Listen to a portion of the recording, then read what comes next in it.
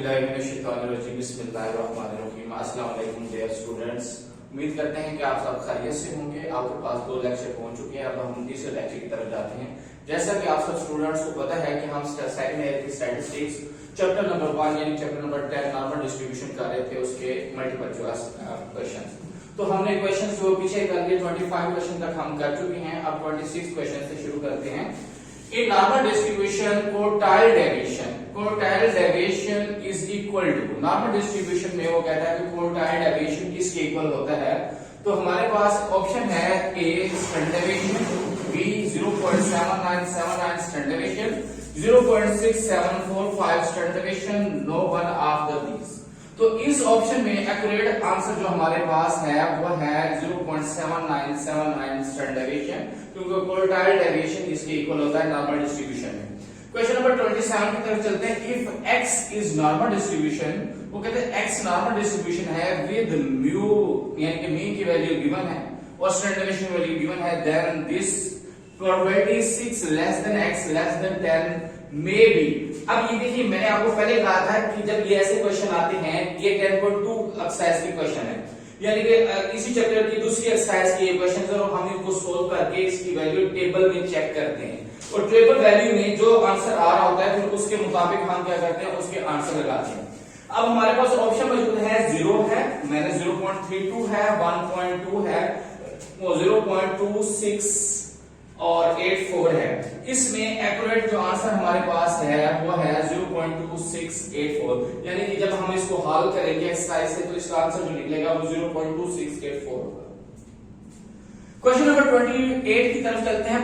Percentage यानी कि P95 mean, यहाँ पे यानी कि 95 का मतलब क्या है, वो कहते हैं द सेंटर 95% एरिया है, the point above with 95% area है लाई करता है, the point below which 95% area both A, B and but not C। अब इसमें देखिए, जब भी 90% की बात करेंगे तो वो below होगा, एरिया above नहीं होगा, तो इसका एक्यूरेट आंसर हमारे पास है the point below which 95% area लाई करेगा। क्वेश्चन नंबर 29 की तरफ चलते हैं। इन a certain normal distribution having mu 3.5 and variance यानी कि वेरिएंस है 60, देन मोड विल बी।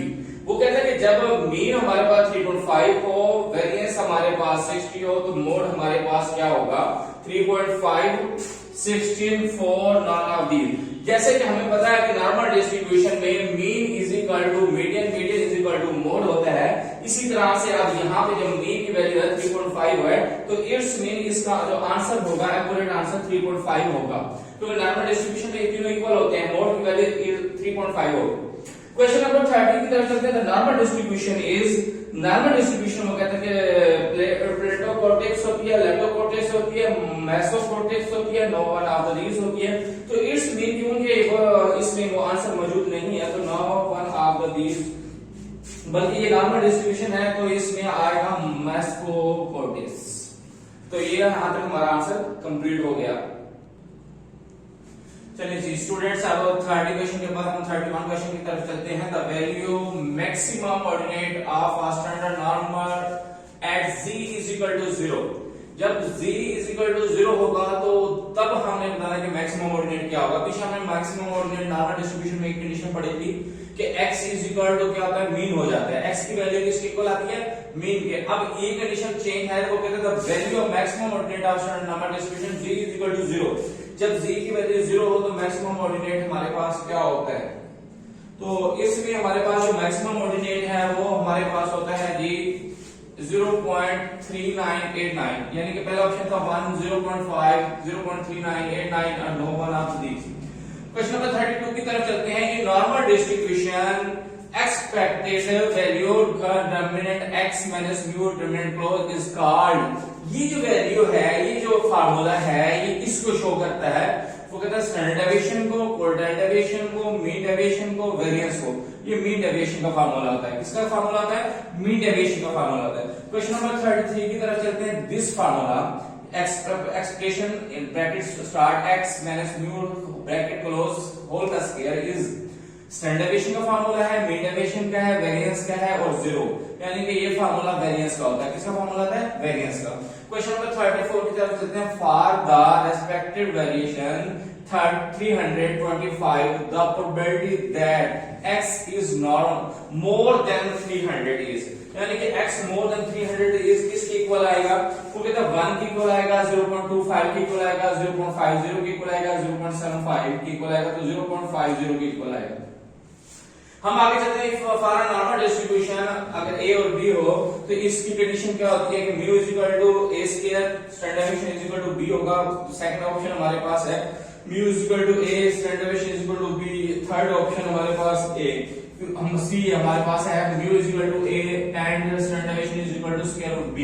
और फोर्थ ऑप्शन हमारे पास यानी कि डी पार्ट है mu is equal to a square and standard deviation is equal to b square. तो इसका आंसर सी है, क्योंकि हमारे पास इस कंडीशन में पहले मीन की वैल्यू होती है, दूसरी वेरिएंस की। जब हम स्टैंडर्ड डेविएशन लिखना है तो स्क्वायर रूट आ जाएगा, वेरिएंस को जब भी हम स्टैंडर्ड डेविएशन में कन्वर्ट करते हैं स्क्वायर रूट ले लेते हैं।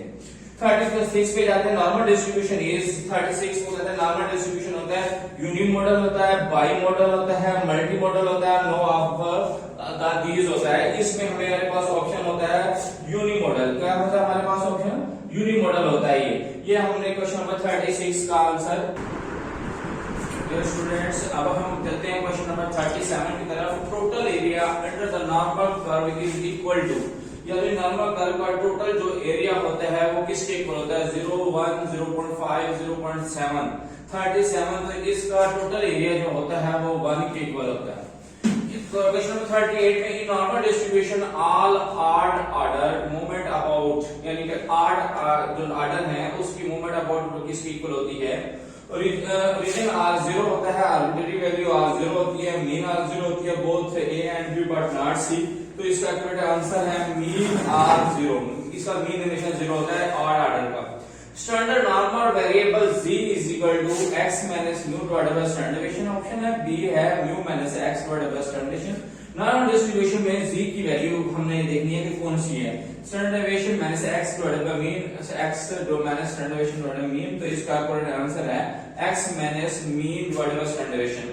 For a normal distribution having, जैसे कि मैंने आपको पहले भी ऐसे क्वेश्चन आए तो मैंने बताया है कि हम आगे जाके इसको सोल्व करेंगे। 10.2 एक्सरसाइज को जब हम हल करेंगे तो इसका आंसर वहां पे आपको मिल जाएगा। इंशाल्लाह आप हमारे साथ रहेंगे तो इंशाल्लाह आपको मजा आएगा। मीन इज इक्वल टू 241 है, स्टैंडर्ड डेविएशन 2 दिया हुआ है, तो इसको जब हम सोल्व करते हैं तो हमको कहते हैं कि इसका जवाब क्या आता है? 0.9986, 0.5, 0.475, 0.235। तो इसका कैलकुलेट आंसर है 0.9986। तो ये थे, देखिए जैसे हमने अपना वादा किया था आप लोगों से कि हम आपको इस चैप्टर के सिर्फ जो ऑब्जेक्टिव क्वेश्चन है सिर्फ 40 कराएंगे, तो ये 40 ऑब्जेक्टिव क्वेश्चन आपको हमने करा दिए। इसके अलावा कोई इसके नहीं, और यही अहम इंपोर्टेंट क्वेश्चन है। आप चाहे इसको 5 साल पेपर में देखें, या नया जो पेपर आएगा बोर्ड का, जैसे हमने आपको कहा, उसमें भी इंशाल्लाह इसमें से एमसीक्यूज आपको मिलेंगे। तो अब आप किसी और नोट्स को देखते हैं। मैंने जैसे आपको पहले कहा था वीडियो के स्टार्ट में कि तो आपको 150-100 एमसीक्यूज मिलेगा, ये हमने सिर्फ 40 कराए। इसी तरह से अब हम आपको जो नेक्स्ट वीडियो है, अगर आप हमारा चैनल सब्सक्राइब और लाइक कर चुके हैं तो नेक्स्ट वीडियो में इंशाल्लाह आपको हम शॉर्ट क्वेश्चन कराएंगे, और इस पूरे चैप्टर की जो मेन डेफिनेशन है हम कोशिश करेंगे सिर्फ 20 आपको शॉर्ट क्वेश्चन कराएं। इसके अलावा कोई शॉर्ट क्वेश्चन नहीं होगा, वही इंपोर्टेंट शॉर्ट क्वेश्चन होंगे इंशाल्लाह। आप ने अगर हमारा चैनल लाइक और सब्सक्राइब नहीं किया तो हमारा चैनल लाइक और सब्सक्राइब कर लें।